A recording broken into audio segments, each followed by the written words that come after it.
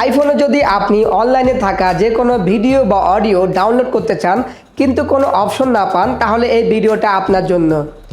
অনেক সময় দরকারি ভিডিও বা অডিও বারবার অনলাইন থেকে খুঁজে নিতে হয়, নেট না থাকলে কাজই হয় না এবং ভুল অ্যাপ ব্যবহার করলে অনেক সমস্যা ফেস করতে হয়। তাই কথা না বাড়িয়ে চলুন শুরু করা যাক। অবশ্যই লাইক কমেন্ট শেয়ার করতে ভুলবেন না।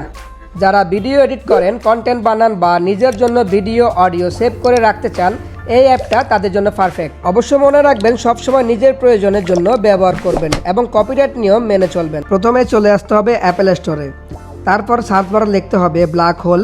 ব্ল্যাক হোল লিখলেই দেখবেন নিচে লেখা আছে ব্ল্যাক হোল স্প্লিটার।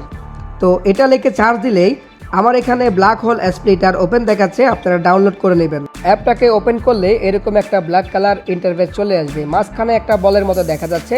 যে কোনো ওয়েবসাইট থেকে যে কোনো ভিডিও লিঙ্ক কপি করুন, যে ভিডিওটা আপনার দরকার, তারপর অ্যাপসে এসে যে গোল রাউন্ড আছে এখানে একটা চাপ দিন, তারপরে অ্যালাউ পেস্টে একটা চাপ দিন, দেখবেন ভিডিওটা ডাউনলোড হওয়া শুরু হয়ে গিয়েছে। এটা একটা ফ্রি অ্যাপস, তাই অনেক সময় অ্যাড আসতে পারে। ভিডিওটা যদি ভালো লেগে থাকে অবশ্যই লাইক কমেন্ট শেয়ার করতে ভুলবেন না।